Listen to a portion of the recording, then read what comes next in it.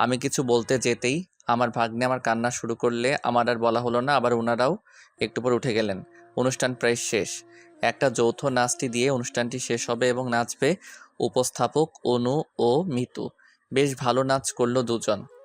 নাচ শেষে অনু মাউথপিস নিয়ে বলতে লাগলেন, অত্যন্ত দুঃখের সাথে জানাচ্ছি যে আমাদের অনুষ্ঠানে আসবে আসবে পথ চেয়ে থেকেও শেষ অবধি প্রধান অতিথি আসেন নাই। আমাদের অনুষ্ঠানের উদ্দেশ্যটাই বৃথা গেল। কোনো উদ্দেশ্যই বৃথা যায়নি বলে জোরে চিৎকার দিয়ে উঠলাম। আমি ভাগ্নেকে কোলে নিয়ে স্টেজের দিকে যেতে লাগলাম। ভাগ্নেকে নিয়ে স্টেজে উঠলাম। আমাকে দেখে অনু চুপ হয়ে গেল। মিতু বলে উঠল, আরে তুমি এখানে কেন? প্রিন্সিপাল বললেন, কে আপনি?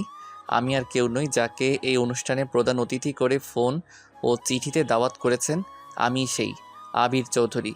এবার মাউথপিসটা হাতে নিলাম। সামনে খেয়াল করে দেখলাম মিতুর ভাইসহ বেশ কিছু পুলিশ এই অনুষ্ঠানে উপস্থিত হয়েছেন। আমি এবার সবার উদ্দেশ্যে কিছু কথা বলতে লাগলাম। আপনারা ভাবছেন আমি এভাবে কেন এসেছি, আর আমার কোলে এটা কে, তাই তো? আসলে আমাকে কে কীভাবে দেখে তাই দেখার জন্যই এসেছি। আর এই ছেলেটি আপনারা যে কাজ করতে বা উদ্দেশ্য নিয়ে ক্লাব খুলেছেন তারই একটা অংশ। ওর বাবা থেকেও নেই, আজ জন্মের 1 বছর, তবুও ওর বাবার মুখটি দেখেনি। ও এতিম, আমার ভাগ্নেও। আর মজার বিষয় হলো এই স্টেজেই ওর ফুপু ও স্টেজের সামনে দাঁড়িয়ে আছেন ওরই জন্মদাতা বাবা। সবাই ভাবছে আমি কোথা থেকে এসে এসব কি বলছি। সবাই যাতে বিষয়টা মনোযোগ সহকারে শুনে ও বিশ্বাস করে, তাই পকেট হতে 1 লাখের নগদ একটা বান্ডিল ও আরও 1 লাখের একটা চেক সই করে প্রিন্সিপাল স্যারের হাতে দিয়ে বললাম, এই ক্লাবের কাজ যত দ্রুত শুরু করে দিন। সবাই অবাক ও হাততালি দিয়ে উঠল। এবার আপনাদের উদ্দেশ্যে আমি কিছু বলতে চাই, আপনারা যদি আমায় সময় দেন। সবাই বলল, বলুন, আমরা শুনবো। আজ এখানে অনেক মেয়ে উপস্থিত আছে, তাদের উদ্দেশ্য করেও এক নিষ্ঠুর বাবার কাহিনী বলবো আপনাদের। 10 মিনিটে শুনবেন কি? সবাই শুনতে চাইলে বলতে লাগলাম, ধরুন আপনার একটা মেয়ে বেস্ট ফ্রেন্ড আছে, তার একটা বিএফ আছে যে এতটাই খারাপ যে অনেক মেয়ের সাথে সে সম্পর্কে জড়িয়ে আছে এবং রুম ডেট অবধি করেছে। আপনি সব জানেন যে আপনার বেস্ট ফ্রেন্ডটি এমন একটা ছেলের সাথে সম্পর্কে জড়িয়ে গেছে। এই মতাবস্থায় আপনি বা আপনারা কি করবেন? নিশ্চয়ই তাকে বোঝাবেন, বাধা দিবেন। তাতে যদি কাজ না হয় তাহলে কি করবেন? কেউ কেউ বলে বসলো, আমি হলে তাকে আমার বেস্ট ফ্রেন্ড থেকে রিমুভ দিয়ে বলবো, আমি চললাম বন্ধু। অনেক এই অনেক কিছু বলল। আমি সব শুনে বললাম, আমি কি করেছি শুনবেন? সবাই বলাই বললাম, একদিন সে তার বিএফের সাথে পার্কে বসে থেকে চুমাচুমি করছিল। আমি তা দেখে রাগের বশে গিয়ে দুটো চর মেরে বসি এবং সেও আমায় চর মেরেছিল। কিন্তু এই চর মারাই সে সীমাবদ্ধ থাকেনি, এমন কিছু করেছে তা হয়তো একজন বেস্ট ফ্রেন্ড হয়ে, একজন মেয়ে হয়ে অন্য একটা মেয়ের যে এতটা সর্বনাশ কেউ করতে পারে আপনারা ভাবতেও পারবেন না। সবাই বলল, কি করেছে আমরা শুনতে চাই।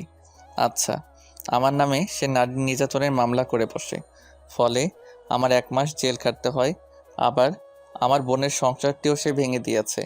আমার আপুর বিয়েটা ভাগ্যক্রমে তারই ভাইয়ের সাথে হয়। আমি যখন আপুর বিয়ের 4 দিনের মাথায় আপুর বাসায় বেড়াতে যাই, তখন সে রাতে আমার রুমে আসে। সে আমার অনেক কাছে আসতে চাইলে আমি না করি, তবুও সে কাছে আসতেই থাকে। তাই কোনো উপায় না পেয়ে আবারও ওই দিনের মতো ঠাস করে তাকে চর মেরে দেয়। কিন্তু সে যে চরের প্রতিশোধটা এভাবে নিবে ভাবি নাই। ও চিৎকার দিয়ে বসে এবং ওর ভাইসহ আমার আপু রুমে চলে আসে। আশা করি তারপর কি হয়েছে সব বলতে হবে না, বুঝতে পেরেছেন। আমি বাসায় আসার কয়েকদিন পর আমার আপুকেও ওর ভাই আমাদের বাসার রাস্তা মাপতে বাধ্য করেছে। আজ 1 বছর আমার আপু স্বামী বেঁচে থেকেও যেন বিধবা। আজও দেখি আমার আপু নীরবে চোখের জল ফেলে, ভাবে যে কবে তার ভালোবাসার মানুষের ভুলটা ভাঙবে, কবে এসে বলবে, আমায় ক্ষমা করো, বাসায় চলো। আপনার এটা জানলে খুশি হবেন যে সে অন্যের ঘর ভেঙে নিজে সুখী হতে পারেনি, তারও ঘর ভেঙেছে। বিয়ের কয়েকদিনের মাথায় তার স্বামীও তাকে ডিভোর্স দিয়ে দিয়েছে। আমি যেমন ভাই হয়ে নিজের আপুকে তার বর ডিভোর্স পেপার দিয়েছে বলে তাতে সই করতে বলেছি, ঠিক তেমনি তার ভাইও তার বোনের ডিভোর্স পেপার নিয়ে তাতে সই দিতে বলেছে। আমি এই থেকে এটাই বোঝাতে চেয়েছি এখানে উপস্থিত সব মেয়েদের যে বেস্ট ফ্রেন্ডকে বিএফের থেকে কখনো ছোট চোখে দেখবা না। মনে রাখবা যে তোমার বেস্ট ফ্রেন্ড সে কখনোই তোমার খারাপ চাইবে না। তুমি যদি কোনো ভুল করো তাহলে সে তোমার ভুল ধরে দেওয়ার অধিকার রাখে। তুমি যদি তার কথা না শুনো তাহলে বেস্ট ফ্রেন্ড হিসেবে তোমার ভালোর জন্য সে তোমার গায়ে হাত তোলা অবধি অধিকার রাখে। আমি চাই না আমার মতো পরবর্তীতে কারোর সাথে আর এমন কিছু হোক। এবার আসি এক বাবার কথা নিয়ে। তার পিতৃত্বর সত্যি প্রশংসা হয় না। নিজের স্ত্রীর কোনো দোষ না করা সত্ত্বেও তাকে সাজা দেওয়া, বিয়ের 7 দিনের মাথায় ডিভোর্স লেটার পাঠিয়ে দেওয়া, এটা শুধু কিছু মানুষরূপী অমানুষদের দ্বারাই সম্ভব। নিজের বোনকে এতটা ভালোবাসা উচিত নয় যে তার মিথ্যা অভিনয়টা হাজারটা সত্যকে হার মানায়, অথচ ভাই হয়ে সে অন্ধ ভালোবাসায় বোনের মিথ্যা অভিনয়টা বুঝতে না পারা। আমি না হয় ভুল করেছিলাম আমার বেস্ট ফ্রেন্ডটাকে কোনো খারাপ ছেলের হাত থেকে বাঁচাতে গিয়ে 2টো চড় মেরে। সেই সাজা তো আমি 1 মাস জেলে খেটে পেয়েছি, কিন্তু তারপরও আমার সাজা কেন এই 1 বছরের ছোট্ট নিষ্পাপ বাচ্চাটা পেয়েই যাচ্ছে? আপনারা বলতে পারেন কি? ও যখন আরেকটু বড় হয়ে ওর আম্মুকে বলবে আমার আব্বু কোথায়, ওনার নাম কি, তখন তার মা কি বলবে তাকে বলতে পারেন? আর আমি মামা আমায় যখন এসে বলবে মামা আমার আব্বু কোথায়, তখন আমি বা কি বলবো? বলবো কি তোমার বাবা পুলিশ অফিসার, যে তোমায় শুধু জন্মদাতার কিছু নয়, তুমি যখন জন্ম নিয়েছিলে তখন সবটা জেনেও তোমায় দেখতে আসেনি। তখন যদি সে উঠে বলে বসে মামা তুমি না হয় ভুল করেছো, আর আম্মু তোমার পক্ষ নিয়ে ভুল করেছে, কিন্তু আমি কি করেছি যে আমি সাজা পাচ্ছি, বলতে পারেন? তখন মামা হয়ে আমি কি উত্তর দিব? কথাগুলো বলছিলাম, মাসুদ ভাইয়ার দিকে তাকাচ্ছিলাম। উনি অধীর আগ্রহে আমার কথাগুলো শুনে যাচ্ছিল। আপনারা জানেন কি, ওই বাবা আপনাদের মাঝে উপস্থিত রয়েছে যে কিনা বিনা দোষে তার ভালোবাসার মানুষটাকে ত্যাগ করেছে, নিজের সন্তানকে ত্যাগ করেছে। আমি নাম না বললেও অনেকেই হয়তো বুঝে গেল কে হতে পারে, তবু অনেকে বলল ওনার নামটি বলুন, একবার ওনার মুখে আমরা থুতু মারবো, ওনার বোনের গলায় জুতার মালা পরাবো। আমি হাতের আঙ্গুল তুললাম, তুলে ওই নিষ্ঠুর বাবাকে দেখাতে গিয়েও হাতের আঙ্গুলটা নামিয়ে নিলাম। কয়েক সেকেন্ডের জন্য নীরব হয়ে ভাবলাম, উনি যে ভুল বুঝে আপুকে ত্যাগ করেছেন, ওনার সেই ভুল হয়তো একদিন ভাঙবে। সেদিন ভুল ভাঙলে হয়তো উনি আবার আপুকে ওনার ঘরে ফিরিয়ে নেবেন। কিন্তু আজকে যদি আমি এভাবে সবার সামনে ওনার নামটা বলে দেই, তাহলে হয়তো সেদিন ভুল ভাঙলেও উনি আর আপুকে মেনে নেবেন না। ভুল ভেঙে আপুকে আবার ফিরিয়ে নেওয়ার যে সম্ভাবনা রয়েছে তা হয়তো আর থাকবে না। তাই হাতের আঙুলটি নামিয়ে নিয়ে বললাম, আমি আর চুপ থাকবো না, এবার আমিও আইনি ব্যবস্থা নিব। আমার ভাগ্নেকে ওর সব অধিকার হয় ফিরিয়ে দিব, নয়তো ওর বাবাকে উচিত শিক্ষা দিব। এবং তারপর থেকে আমার ভাগ্নে ওর বাবাকে জানতে চাইলে ও জানবে ওর বাবা মৃত। যাই হোক, এবার আসি মূল কথায়। আমি কখনো ভাবি নাই যে এমন একটা মহৎ উদ্দেশ্য পরিচালিত ক্লাবটিতে আমি দাওয়াত পাবো, কিছুটা সাহায্য করে এর অংশ হতে পারবো। আপনারা যত দ্রুত সম্ভব ক্লাবটি প্রতিষ্ঠা করে ফেলুন। ক্লাবের সকল দরকার ও সাহায্য সহযোগিতায় আমায় পাবে ইনশাল্লাহ। সবার আগে আমি আমার হাতটি বাড়িয়ে দিব। আমার কথা শুনে সবাই হাততালি দিয়ে উঠল। আর এই অনুষ্ঠানে আমাকে আমন্ত্রণ করাই প্রিন্সিপাল স্যারকে আন্তরিকভাবে জানাচ্ছি ধন্যবাদ। এই বলে আমি আমার বক্তব্য শেষ করছি। সবাই ভালো থাকবেন, সুস্থ থাকবেন, আর কাছের মানুষগুলোকে ভালো রাখবেন। আল্লাহ হাফেজ। স্টেজ হতে নেমে গেলাম। এক স্যার এসে বলল, চলুন, আপনার জন্য হালকা কিছু নাস্তার ব্যবস্থা করেছি আমরা। ওনার সাথে অফিসের 2 তলায় গেলাম। নাস্তা শেষ করে স্যারদের সাথে কথা বলার মাঝে ড্রাইভারকে ফোন করে গাড়ি নিয়ে আসতে বললাম। 2 জন ম্যাম এসে আমার ভাগ্নেকে কোলে নিয়ে বলতে লাগলো, কি কিউট, অনেক মিষ্টি হাসি। এমন মুখের দিকে তাকিয়ে যে মনটা ভরে যায়। ওনারা আমার ভাগ্নেকে বেশ আদর করলেন। ড্রাইভার গাড়ি নিয়ে আসলে স্যারদের বিদায় জানিয়ে সালাম দিয়ে গাড়িতে এসে বসলাম। ড্রাইভারকে যেতে বললাম।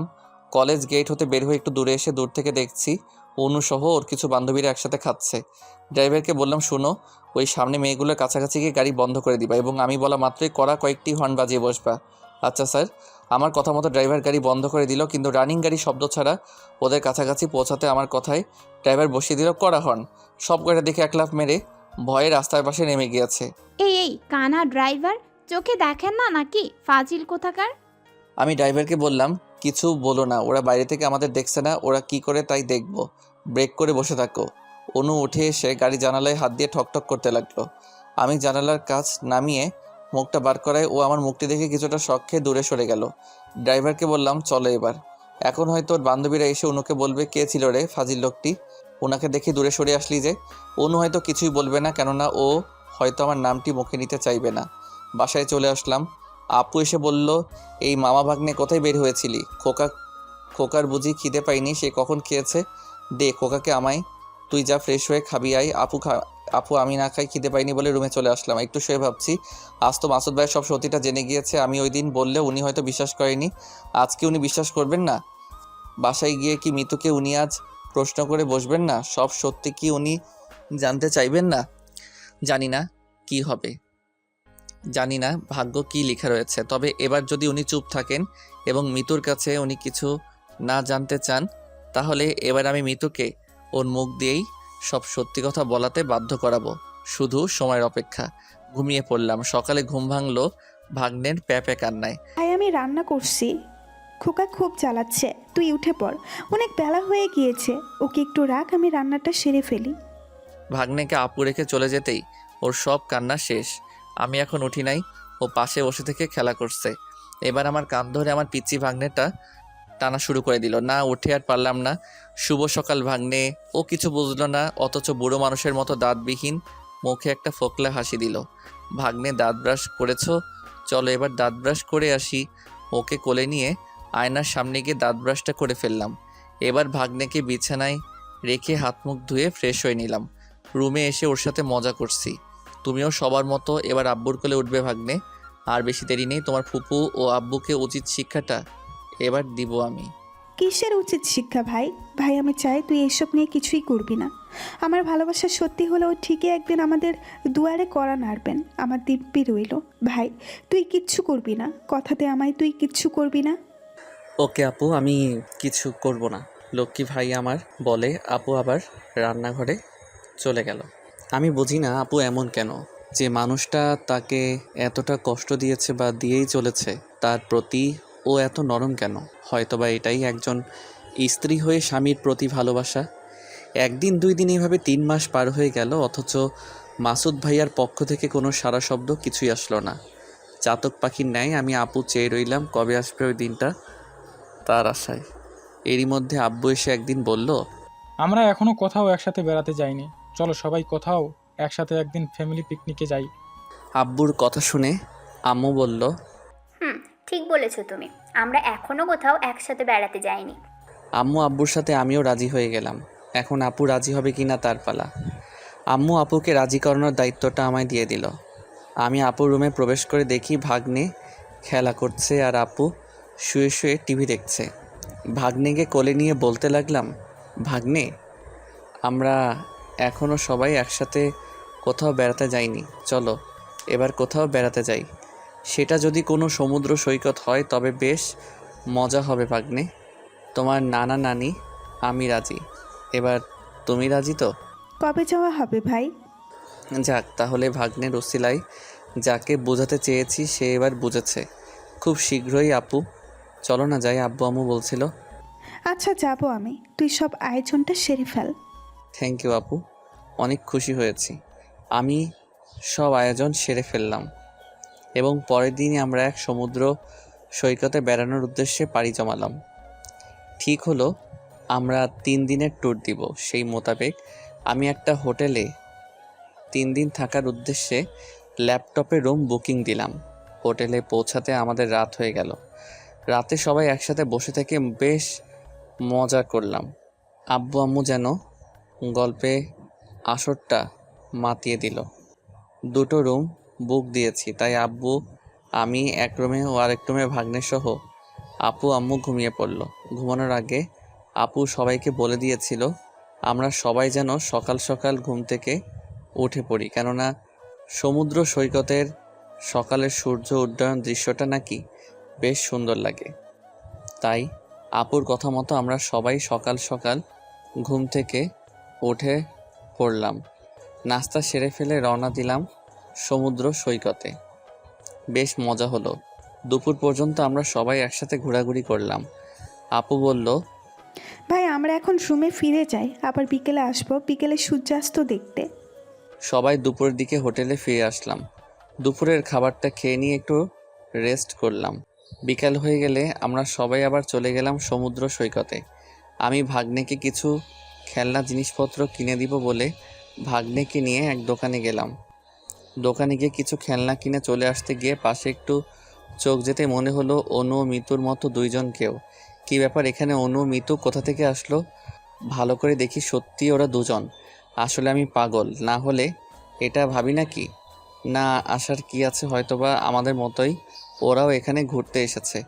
যাই হোক, চলে আসলাম ভাগ্নে ও আমি সূর্যাস্ত দেখতে। সূর্যাস্ত না দেখে আমি ভাগ্নিকে আপুর কোলে দিয়ে অনু ও মিতুকে খোঁজ করতে চলে আসলাম। ওদের খোঁজ করার উদ্দেশ্যটা হলো ওদের সাথে মাসুদ ভাইয়া এসেছে কিনা তার জন্য। এত মানুষের ভিড়ে খুঁজে পেতে বেশ কষ্ট হলে ওদের তিনজনকে খুঁজে পেলাম এক খাবার হোটেলের সামনে। সম্ভবত রাতের খাবারটি খেতেই ওরা হোটেলে প্রবেশ করেছে বলে মনে হলো। তাই আমি আর এক মুহূর্ত দেরি না করে তাড়াতাড়ি এসে আব্বু আম্মুকে নিয়ে খাওয়ার জন্য ওই হোটেলে যাওয়ার উদ্দেশ্যে যেতে লাগলাম। মাত্র কয়েক মিনিটে আমরা হোটেলটিতে পৌঁছে গেলাম।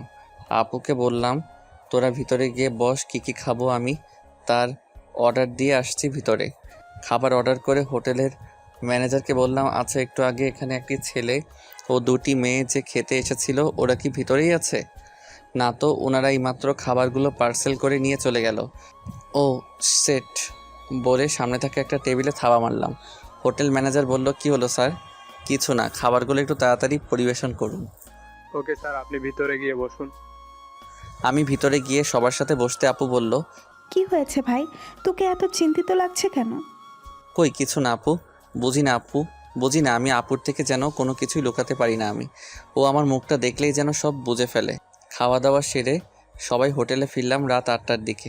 রুমে ফিরে আমি আজ একটু তাড়াতাড়ি শুয়ে পড়লাম। সকালে ঘুম ভাঙলে উঠে পড়লাম। হোটেলের এক জানালার সামনে যেতে দেখি মাসুদ ভাইয়া গেট দিয়ে বেরিয়ে যাচ্ছে। আমি খুব তাড়াহুড়ো করে সিঁড়ি বেয়ে নামতে গিয়ে কারোর সাথে একটু ধাক্কা খেলাম। কে সেটা না দেখে সরি বলে চলে গেলাম। গেটের কাছে যেতে ততক্ষণে মাসুদ ভাই ওখান থেকে চলে গিয়েছে। খুঁজে না পেয়ে চলে আসছি। হঠাৎ মনে হলো এই হোটেলের গেট দিয়ে মাসুদ ভাইয়া বার হয়ে গেল, তার মানে তো ওই হোটেলেরই কোনো রুমে হয়তো ওনারা উঠেছেন। হোটেল ম্যানেজারকে গিয়ে বললাম, আচ্ছা এই হোটেলে গতকাল কি 2টি মেয়ে ও একটি ছেলে উঠেছে? ওদের 3জনের বর্ণনা দিয়ে বললাম। উনি বললেন, সরি, আমি এই 2 দিন ছুটিতে ছিলাম, আজ এসেছি, তাই বলতে পারছি না। একটু আপনাদের ওয়েবসাইটটি চেক করে দেখুন না, এমন কেউ সিট বুক দিয়েছে কিনা। স্যার দেখুন, সিকিউরিটির সাথে কারো কাছে এমন তথ্য দেওয়া হোটেলের নিয়মের বহির্ভূত। আর তাছাড়া আমি এখন আচ্ছা ঠিক আছে বলে আমি রুমে চলে আসলাম। এসে জানালা দিয়ে আবার তাকিয়ে থাকলাম। অনেকক্ষণ তাকিয়ে থাকলাম মাসুদ ভাইয়া আছে কিনা বলে। অনেক সময় পার হয়ে গেলে উনি ফিরলেন না। এত বড় হোটেলে সব রুমে গিয়ে ওদের খুঁজে বের করাও সম্ভব নয়। অনেকে হয়তো বিষয়টা খারাপভাবেই নিবে। একটু পর আব্বু এসে বলল, কি হলো আবির, তুই আজ যাবি না ঘুরতে? আব্বু তোমরা যাও, আমি একটু পরে আসছি বলে আমি দাঁড়িয়ে রইলাম। সবাই বেরিয়ে গেলে আমি বিছানায় বসে ভাবতে লাগলাম, আজ আমার জন্য আপু ও মাসুদ ভাইয়ার মাঝে দূরত্বটা সৃষ্টি হয়েছে। জানি না আমি কবে এই দূরত্বটা ঠিক গুছিয়ে দুইজনকে আবার এক করতে পারবো। জানি না আপুর ভাগ্য আমাদের ভাগ্য কি লেখা রয়েছে। আমিও একটু পর চলে গেলাম সমুদ্র সৈকতে। আপুকে ফোন দিয়ে জানতে চাইলাম ওরা কোন জায়গায়। আপু জায়গার নামটি বলল। আপুর সাথে ফোনে কথা বলার সময় পাশ থেকে একটা মেয়ের কণ্ঠ ভেসে আসছিল। মনে হচ্ছিল কণ্ঠটা অনেক চেনা, এর আগেই যেন কণ্ঠটা অনেকবার শুনেছি আমি। যাই হোক আমি চলে গেলাম। একটু দূর থেকে খেয়াল করে দেখছি সবাই গোল হয়ে বসে আছে। তবে আম্মু ও আপু ছাড়াও তৃতীয় কোনো এক মেয়েকে দেখছি যে কিনা আমার ভাগ্নিকে কোলে নিয়ে সবার মাঝখানে বসে আছে। মনে হচ্ছে বেশ গল্প জমিয়েছে, সবাইকে অনেক হাসি খুশি দেখাচ্ছে। কাছে গিয়ে দেখি মেয়েটি আর কেউ নয়, মেয়েটি হলো অনু। আমার উপস্থিতিতে অনু উঠে চলে যেতে চাইলো। আম্মু বসতে বললেও ও একটু কাজের নামে চলে গেল। অনুর সাথে আমার কথা আছে, কিন্তু এখান থেকে এভাবে অনুর পিছু নেওয়া যাবে না, কেননা এখানে আমার পরিবারের সবাই উপস্থিত রয়েছে। তাই আমি বসে পড়লাম। আম্মু আমায় বলতে লাগলো, জানিস বাবা, মেয়েটা বেশ মিষ্টি। একটা মেয়ে কত সুন্দরভাবে সাজিয়ে গুছিয়ে হেসে হেসে কথা বলে। আম্মু যখন কথাগুলো বলছিল আমি খেয়াল করে দেখি আপু ও আব্বু মুচকি মুচকি হাসছে। হাসির কারণটা বুঝলাম না। আম্মুর বলা শেষ হলে বললাম, আম্মু বাদ দাও তো, চলো এখন আমরা ঘুরবো। বলে অনেক ঘোরাঘুরি করে সন্ধ্যার দিকে সবাই রুমে ফিরলাম। একটু ফ্রেশ হয়ে বসে থেকে অফিসের এক ম্যানেজারের সাথে কথা বলছি। একটু পর আপু এসে বলল, ভাই, মিশকাত আছে তোর কাছে? ম্যানেজারকে একটু পর কথা বলছি বলে ফোনটি কেটে দিলাম। কই আপু ভাগ্নে তো নেই আমার কাছে। মিসকাতকে তো আপু তুই রুমে নিয়ে গেলি। ভাই, মিশকাতকে খুঁজে পাচ্ছি না কোথাও। কি বলিস আপু? 2টি রুম পুরো খোঁজাখুঁজি করেও আমার ভাগ্নিকে পেলাম না। আপু একেবারে ভেঙে পড়লো, কিছুতেই ওর কান্না থামছে না। সিঁড়ি বেয়ে আমি দৌড়ে নিচে নেমে আসলাম। হোটেল থেকে কেউ যাতে বের না হয়ে যেতে পারে তাই ম্যানেজারকে বলে হোটেলের প্রধান দরজাটি আটকে দিলাম। এত বড় হোটেল, এবার এক এক করে প্রতিটি রুম খোঁজাখুঁজি শুরু করে দিলাম। একটু পর অনু দেখছি এক রুম থেকে বেরিয়ে আসলো। এসে আপুকে বলল, কি হয়েছে, আপনারা কি খুঁজছেন? আমি অনুর কাছাকাছি এসে বলতে লাগলাম, আমার ভাগ্নেকে খুঁজে পাচ্ছি না। আর তুমি এই হোটেলে? মিতু আর ওর ভাই মাসুদ কোথায়? ওনারা তো আমার পাশের রুমেই। কই, কোন রুমে? অনু আমায় রুম দেখিয়ে দিলে আমি গিয়ে দরজায় টোকা দিতে লাগলাম। একটু পর মিতু দরজা খুললো। খেয়াল করে দেখি মিতু বিছানার উপর ওর সব জামা কাপড় ব্যাগে ভর্তি করছিল। আমি মিতুকে কিছু না বলেই ওর পুরো রুম তল্লাশি করা শুরু করে দেই। ভাগ্নে ও ওর ভাইকে না পেয়ে এবার মিতুকে বললাম, মিতু আমার ভাগ্নে কোথায়? মানে তোর ভাগ্নে কোথায় আমি কিভাবে জানবো? আবারও বলছি, আমার ভাগ্নে কোথায়? আরে আজিব তো, আমি কিভাবে জানবো তোর ভাগ্নে কোথায়? দেখ মিতু, শেষবারের মতো বলছি, এখনো সময় আছে, বল আমার ভাগ্নে কোথায়। দেখ আবির, আমি কিচ্ছু জানি না। বুঝেছি, এভাবে কাজ হবে না। বল শালি, আমার ভাগ্নে কোথায়? ভাই কি করছিস সেসব? আপু তুই সরে যা, একদম কথা বলবি না। আজকে আমার মাথায় রক্ত উঠে গিয়েছে। শালি, তোরা দুই ভাই বোন মিলে এখানে এসেছিস আমার ভাগ্নিকে চুরি করতে? আমি কিছু জানি না আবির। ঠাস, মিতুর চুলের মুঠি ধরে ঠাস করে চর বসিয়ে দিলাম। তুই জানিস না, তোর বাপ জানে। তোর ভাই কোথায় বল? ভাই জরুরি কোনো কাজে বাসায় চলে গিয়েছেন আমাকে না বলেই। বাসায় গিয়ে আমাকে ফোন দিয়েছেন এবং অনুকে না বলেই বাসায় চলে যেতে বলেছেন। মিতুকে একদম চুপ হতে বলে ওর মাসুদ ভাইয়ার ফোন নম্বরটা নিয়ে ওনাকে ফোন দিলাম। ছি ছি মাসুদ সাহেব, চোরের মতো আমার ভাগ্নিকে চুরি করে নিয়ে যেতে আপনার একটু কি লজ্জা হলো না? এই তুই কে রে? আমি আবির। অনেকক্ষণ কথা বললেও উনি অস্বীকার করলো, কিছুতেই স্বীকার করলো না যে উনি আমার ভাগ্নিকে নিয়ে গিয়েছেন। আমি এবার কিছুটা অভিনয় করে মাসুদ সাহেবকে সরি বলে ফোন কেটে দিলাম। আমি ভাগ্নিকে নিয়ে আসছি বলে আপু ও আমার পরিবারের সবাইকে বাসায় চলে যাওয়ার জন্য গাড়িতে তুলে দিলাম। মিতু আর আমি ওর বাসার সামনে এক গাড়িতে করে পৌঁছে গেলাম।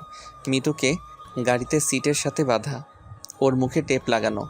আমি মিতুকে গাড়িতে রেখে ওর বাসায় ঢুকে পড়লাম। গিয়েই মাসুদ সাহেবের পায়ের কাছে বসে পড়লাম। প্লিজ আমার ভাগ্নেকে ফিরিয়ে দিন। আপুর কাছ থেকে আমার ভাগ্নেকে আপনি আলাদা করে দিলে ও হয়তো মারাই যাবে। প্লিজ মাসুদ সাহেব, আপনি আমার ভাগ্নেকে আমার কাছে দিয়ে দিন প্লিজ। আরে আজব, আমি কেন আমার সন্তানকে চুরি করতে যাব? আমি এবার জিব্বাতে একটা আস্তে কামড় দিলাম। আমি এবার উঠে পড়লাম। মাসুদ সাহেবের হাত চেপে ধরে বললাম, ভাগ্নিকে কোথাও খুঁজে পাচ্ছি না, মাফ করবেন, আর ছবিটা রাখুন বলে আমার ভাগ্নের একটা ছবি মাসুদ সাহেবকে দিয়ে চলে আসলাম। আবার গাড়িতে চড়ে ড্রাইভারকে চালাতে বললাম। এক বন্ধুকে ফোন করে একটি হোটেলের এক রুম বুকিং দিলাম।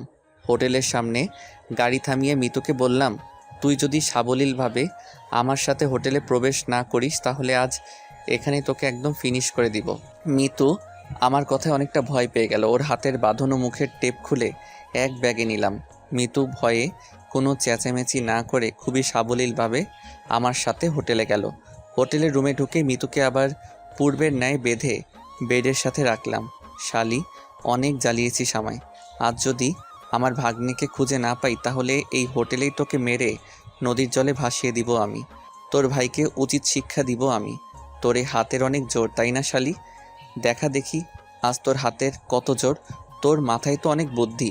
ওই দিন আমাকে মিথ্যা জালে ফাঁসিয়ে আমার বোনের সংসারটা ভেঙেছিলি। আজ দেখি তোর মাথায় কত বুদ্ধি, পালিয়ে দেখাস তুই এই হোটেল থেকে।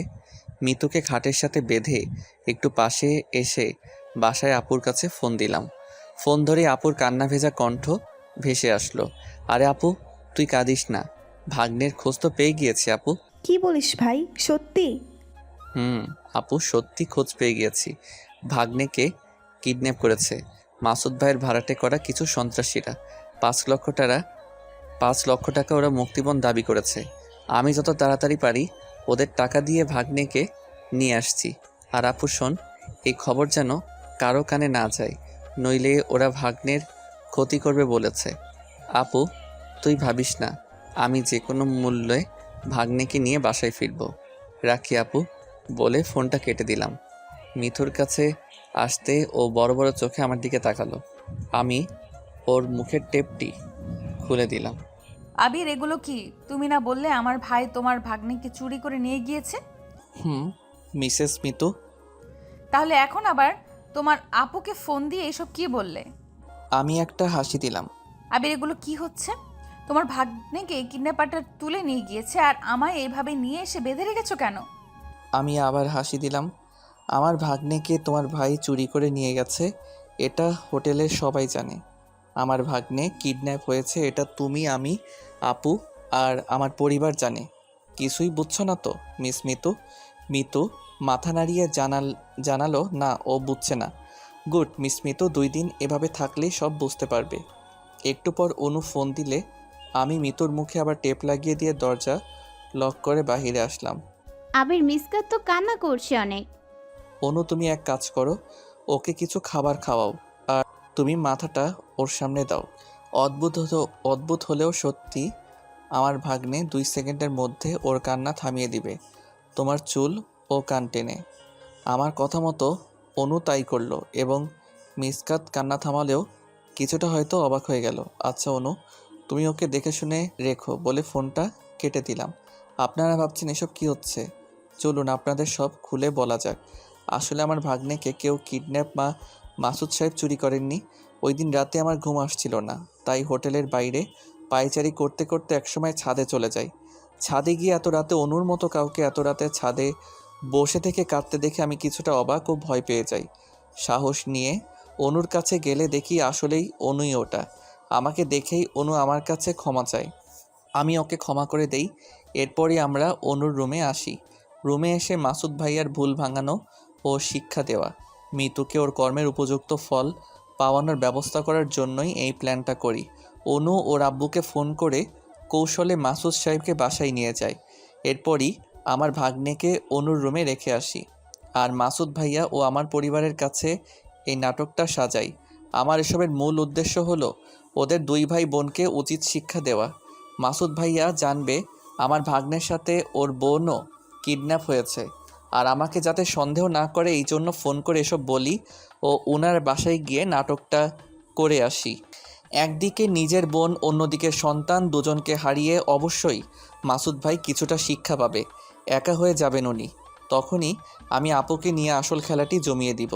আমি জানি না এই প্ল্যানে ঠিক কতটা সফল হব, তবে ওদের 2 ভাই বোনকে কতটা হেনস্থা করব তা হয়তো ওরা ভাবতেও পারবে না।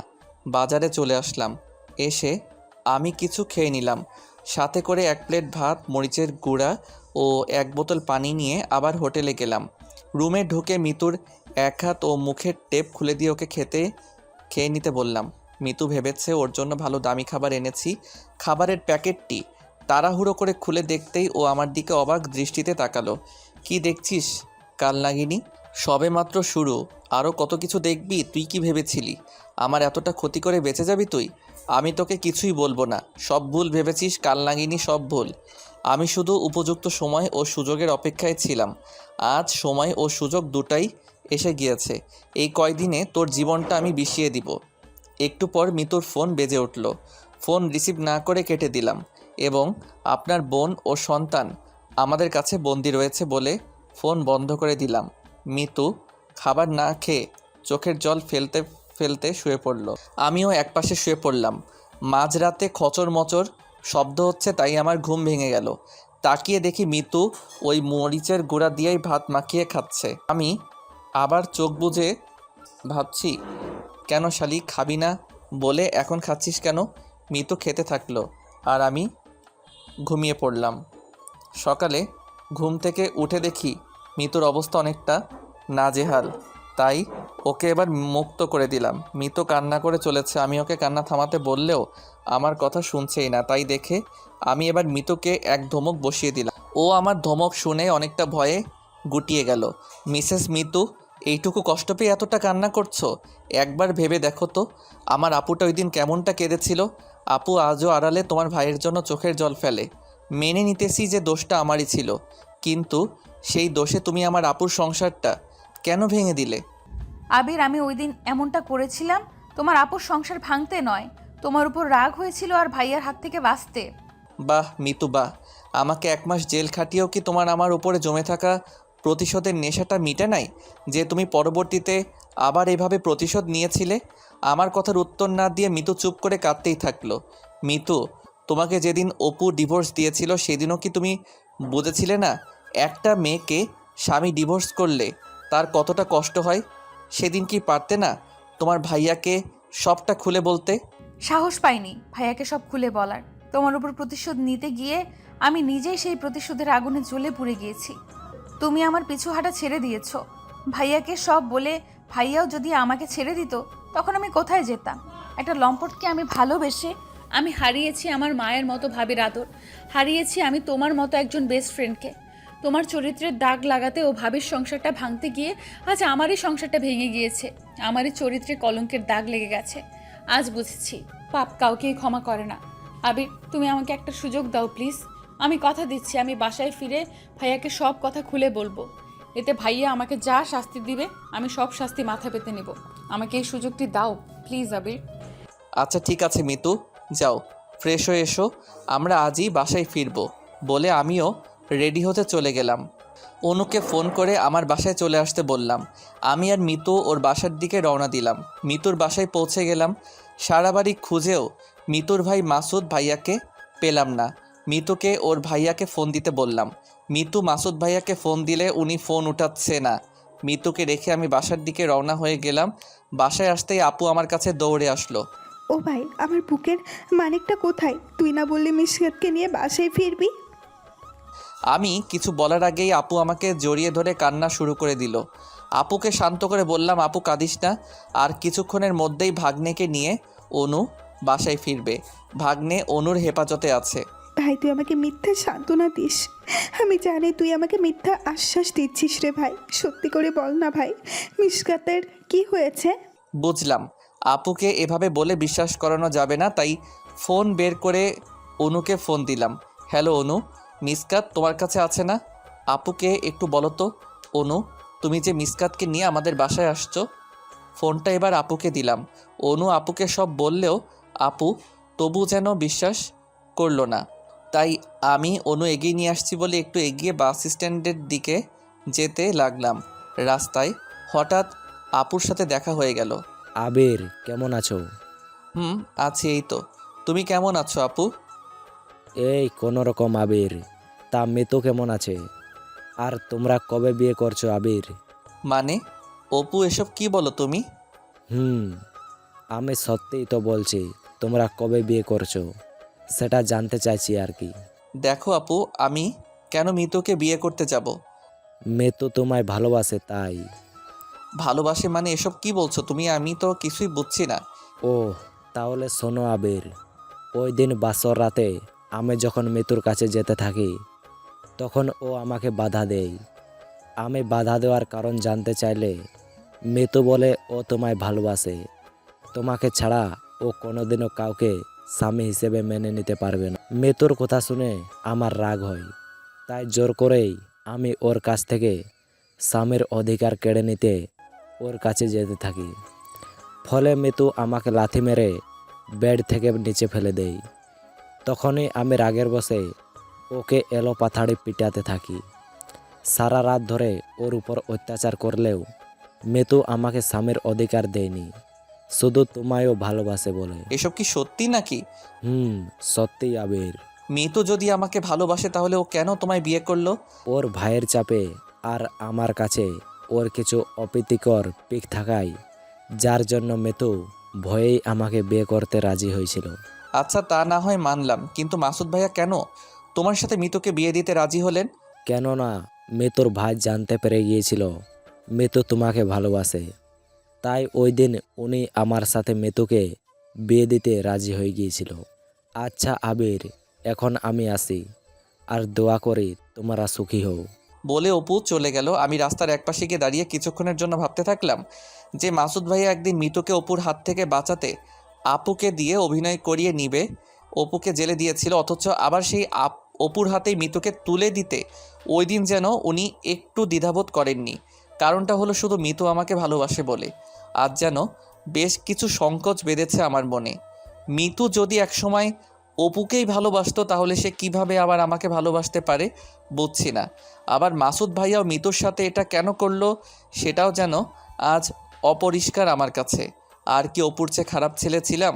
আমি কি অপুর চেয়ে খারাপ ছেলে ছিলাম নাকি যে মাসুদ ভাই মিতুকে জোর করে অপুর সাথে বিয়ে দিলেন? জানি না। এসব সংকোচ কিভাবে দূর হবে আমার মন থেকে। দেখি অনুকে ফোন দিয়ে ও কত দূর আর কতক্ষণ লাগবে আসতে। ফোন বের করে অনুকে ফোন দিলাম।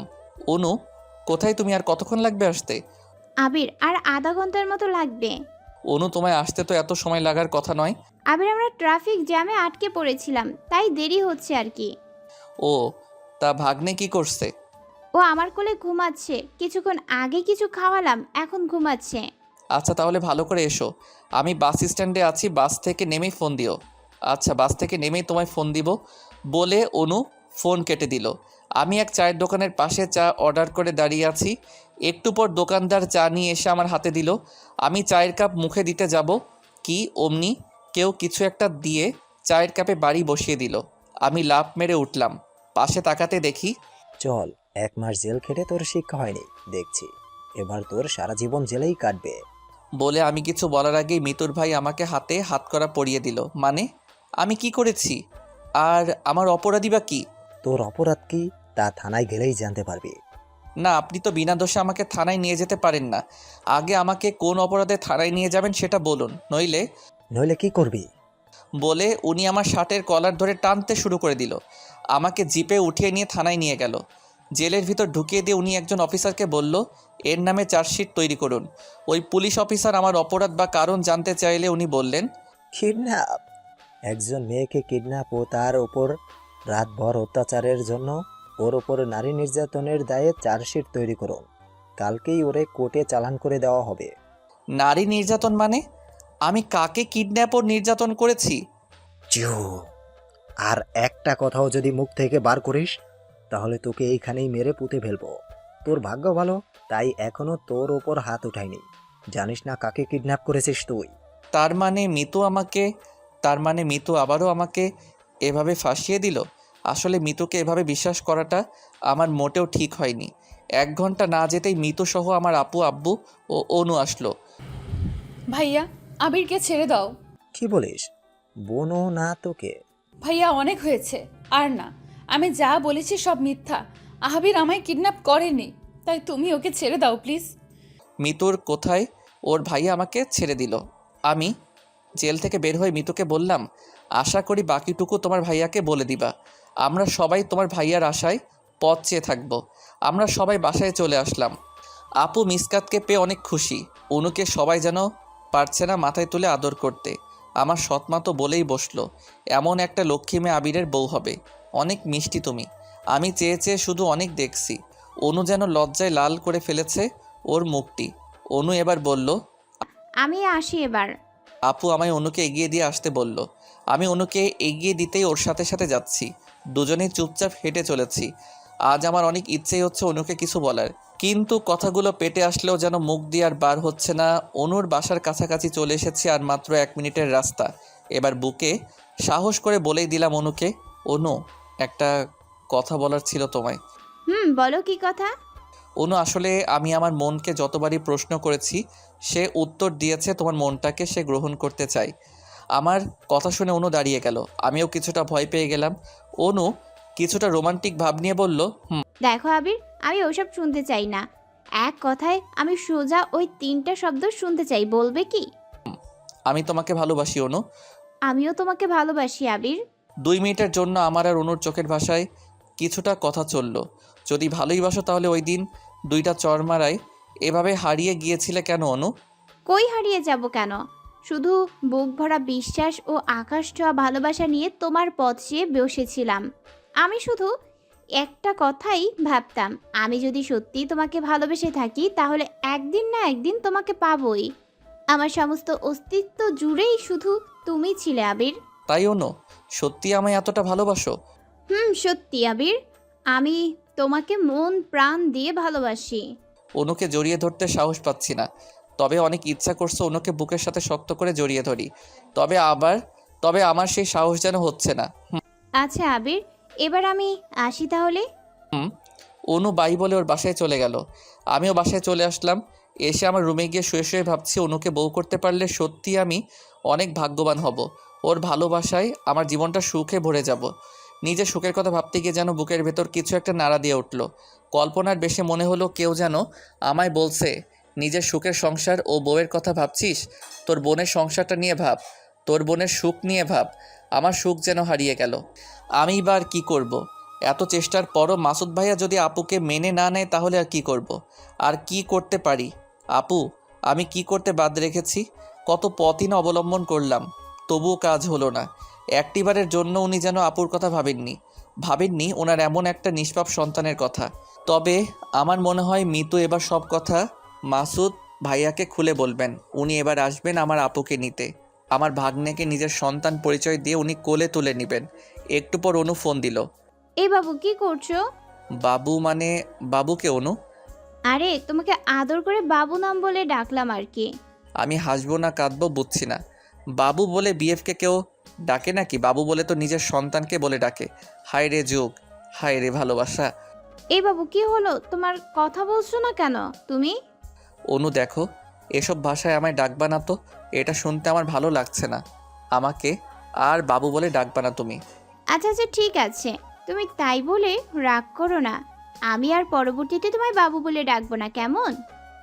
ধন্যবাদ। অনুর সাথে আমার কিছুক্ষণ কথা চলল। রাতে সবার সাথে খাবার খেতে বসলাম। খাওয়া শেষ হলে ভাগ্নের সাথে একটু মজা করলাম। একটু পর রুমে এসে ঘুমিয়ে পড়লাম। সকালে ঘুম থেকে উঠে ফ্রেশ হয়ে নিয়ে হালকা নাস্তা করে অফিসে গেলাম। সারাদিনে অফিসে থাকা অবস্থায় অনু যে কতবার আমাকে ফোন করলো তার হিসাব নেই। বাসায় ফিরে অনুকে ফোন করতেও আমাকে কিছু কথা শোনালো। একে তো সারাদিন অফিসে থাকা, আবার বাসায় না আসতেই জিএফের বকা। ফোন কেটে দিয়ে আমি ফোনটা বন্ধ করে রেখে দিলাম। আপুর রুমে গিয়ে দেখি ভাগ্নে বসে থেকে খেলা করছে। ওকে কোলে তুলে নিলাম। ভাই কখন ফিরলি? এই তো আপু এখনই। ও যা ফ্রেশ হয়ে আয়, আমি খাবার বাড়ছি। আম্মু কোথায় রে আপু? এইমাত্র রান্না সেরে রুমে গিয়েছে মনে হয়। আচ্ছা আপু, তুই তাহলে খাবার বাড়তে থাক, আমি একটু আম্মুর কাছ থেকে আসছি। আচ্ছা ভাই, আসলে এই কয়েকটা দিন আম্মুকে আমি সময় দেইনি, ঠিক মতো ওনার সাথে কথা হয়নি। মনটা কেমন যেন করছিল, তাই আজ ওনার রুমে গেলাম। কিন্তু রুমে গিয়েই একটা বোকার পরিচয় দিলাম, যাতে মনে হয় উনি কিছুটা কষ্ট পেল। আসবো আম্মু? উনি কিছু না বলে আমার দিকে অবাক দৃষ্টিতে তাকিয়ে বলল, বাবা, তোর মায়ের ঘরে আসতে পারমিশন লাগবে তোর? না মানে আসলে আম্মু তোমার সাথে বেশি সময় কথাই হয় না, তাই আসলাম গল্প করতে। অফিস থেকে কখন এসেছিস? খাওয়া দাওয়া হয়েছে? এখনই আম্মু। আপু খাবার বাড়ছেন, খাবো একটু পরেই। চল আগে খাবি, তারপর গল্প করব। আম্মুর সাথে খাবার টেবিলে চলে গেলাম। সবাই মিলে খাওয়া দাওয়া সারলাম। খাওয়া শেষ হলে সবাই বসলাম গল্প করতে। গল্প করা শেষ হলে আমি আমার রুমে আসলাম। ফোনটা অন করতে দেখি অনু 25টি মেসেজ করেছে, শুধু সরি সরি। অনুকে ফোন দিয়ে বেশ কিছুক্ষণ কথা বলে ঘুমিয়ে পড়লাম। সকালে ঘুম থেকে উঠে ওয়াশরুমে গিয়ে আমি ফ্রেশ হচ্ছি। আম্মু আমাকে ডাক দিয়ে বলল, দেখ তো আবির, বাইরে কে এসেছে, দরজা খুলে দে। আমি গিয়ে দরজাটি খুলতে আমার চোখ আকাশে উঠল। মাসুদ ভাইয়া ও তার বোন মিতু আজ প্রথমবারের মতো এসেছে আমাদের বাসায়। আমাকে কিছু না বলে মাসুদ ভাইয়া মাথা নিচু করে দাঁড়িয়ে থাকলো। আরে ভাইয়া, এভাবে দাঁড়িয়ে আছেন কেন? ভিতরে আসুন ভাইয়া। মাসুদ ভাইয়া আমার হাতে একটা মিষ্টির প্যাকেট ধরিয়ে দিল। ভাইয়া, এগুলোর কি দরকার? আসুন ভিতরে। মাসুদ ভাইয়ার সাথে সাথে মিতু পিছন পিছন বাসার ভিতরে ঢুকলো। মাসুদ ভাইয়া বাসায় ঢুকে এদিক ওদিক তাকাচ্ছে। ভাইয়া, এতিমদের বাসা কি দেখছেন? উনি হয়তো আমার কথায় কিছুটা অপমান বোধ করলো। আপু কোথায় তুই? এদিকে আয় তাড়াতাড়ি, দেখ কে এসেছে। ভাই একটু ব্যস্ত, আসছি একটু পর। আপু ওর রুম থেকে এই কথা বলল। মিতু সহ মাসুদ ভাইকে ডাইনিং রুমে আমরা বসতে দিলাম। আম্মু কোথায় তুমি? এদিকে আসো। আম্মু এসেই জানতে চাইলো, কে ওনারা বাবা? চিনছি না তো। আম্মুর না চিনবারই কথা, কেননা আম্মু তো জানে না মাসুদ ভাইয়া আপুর স্বামী কিনা। আরে আম্মু, উনি তোমার মেয়ের জামাই, আমার দুলাভাই। ও, তা বাবা কেমন আছো? মা, ভালো আছি। আপনারা কেমন আছেন? হ্যাঁ বাবা, ভালো আছি। উনি তোমার বোন বুঝি? মা, ও আমার ছোট বোন মিতু। আচ্ছা, তোমরা বসো। আম্মু মিষ্টির প্যাকেটটি ভিতরে নিয়ে গেল। ওই আপু কি করিস? বাইরে আয়, এসে দেখে তো যা কে এসেছে। আসছি রে ভাই, তোর ভাগ্নে কোলে টয়লেট করেছে, শাড়িটা পাল্টিয়ে আসছি। একটু পর আব্বু আসলেন। আব্বুকে দেখে মাসুদ ভাইয়া দাঁড়িয়ে সালাম দিলেন। আব্বুকে সালাম দেওয়া দেখে আমি কিছুটা অবাক হলাম, কেননা আম্মু আসলে উনি সালাম দেয়নি, আর না দেবারই কথা, উনি তো আম্মুকে চিনতেন না। তা কেমন আছো? ভালো আছি আব্বা। আপনি কেমন আছেন? এই আল্লাহ রেখেছে ভালোই। তা উনি বুঝে তোমার বোন? আব্বা, ও আমার ছোট বোন মিতু। ও, লাবণ্যর মুখে একদিন শুনেছিলাম তোমার নাকি বিয়ে হয়েছে। তা তোমার বরকে নিয়ে আসলে না যে? আমি এবার জিব্বাতে কামড় দিয়ে বলছি, গুড আব্বু, একেবারে বাস। আব্বুর কথা শুনে মিতুর উঁচু মুখটা নিচু হয়ে গেল। আরে লজ্জা পাওয়ার কি আছে? এরপর আবার আসলে তোমার বরকে নিয়ে আসবা, কেমন? আম্মু নাস্তা নিয়ে আসলেন। মাসুদ ভাইয়া ও মিতুকে নাস্তা এগিয়ে দিয়ে আমি একটু আপুর রুমের দিকে এগিয়ে গেলাম। কিরে আপু, কখন থেকে ডাকছি তোকে, চল বাহিরে, তোর জন্য সারপ্রাইজ আছে আজকে। ভাই তুই কি সারপ্রাইজ দিবি আমি তা সব জানি, জানালা দিয়ে আমি সব দেখেছি। কি বলিস আপু, তুই দেখেও বাইরে আসতেছিস না? না ভাই। কেন আপু, তুই কি মাসুদ ভাইয়া আসাতে খুশি হস নাই? আপু কিছু না বলে চুপ করে দাঁড়িয়ে থাকলো। তুই বাইরে যা ভাই, আমি একটু পর আসছি। আসলে মাসুদ ভাইয়া, আসলে আপু যতটা খুশি হবে বলে আমি মনে করেছিলাম তা নয়। আপুর চোখ মুখ আজ অন্য কোনো কথা বলছে। আমি আপুর রুম থেকে চলে আসলাম। অনু ফোন করলে আমি একটু আমার রুমের দিকে গেলাম। অনুর সাথে একটু কথা বলে ডাইনিং রুমের দিকে আসতেই দেখি মাসুদ ভাইয়া আব্বুর হাত ধরে বসে আছে। আরে বাবা, এগুলো কি করছো? ছাড়ো ছাড়ো, আমরা তো রাজি। তুমি লাবণ্য মাকে গিয়ে বলো, ও যেতে চাইলে আমরা না করব না, আমরা সবাই রাজি। আব্বু আমাকে ইশারা করে আপুকে ডাকতে বলল। আমি আবার আপুকে ডাক দিলাম। আপু আসলো না। আপু কেন আসছে না আমার আর বুঝতে বাকি রইল না। আমার মনে হচ্ছে আপু মাসুদ ভাইয়ার বাসায় যাবে না, আর এই জন্যে আপুকে বারবার ডাকা সত্ত্বেও আপু বাইরে আসছে না। আচ্ছা আব্বা, আমি দেখছি বলে মাসুদ ভাইয়া আপুর রুমে গেল। আমরা সব ডাইনিং রুমে দাঁড়িয়ে থাকলাম। একটু পর আপুর রুম থেকে পরপর ঠাস ঠাস করে শব্দ আসলো। মনে হলো আপু বা মাসুদ ভাই কে যেন কাউকে চর মেরেছে। আমারই বাড়িতে এসে আমারই বোনকে আজকে যদি মাসুদ ভাইয়া গায়ে হাত দেয় তাহলে একদম ঠিক হবে না। আজকে উনার কিছু না বলি, আব্বু আমাকে আটকাতে চাইলেও আমি দৌড়ে আপুর রুমে গেলাম। গিয়ে দেখি যা ভেবেছি তার উল্টো। মাসুদ ভাইয়া গালে হাত দিয়ে দাঁড়িয়ে আছেন, তার মানে চরটা আপুই মেরেছে বুঝলাম। তো আমি আর কিছু না বলে চুপ করে দাঁড়িয়ে রইলাম। তুমি বেরিয়ে যাও এই বাড়ি থেকে, তোমার মুখ আমি দেখতে চাই না।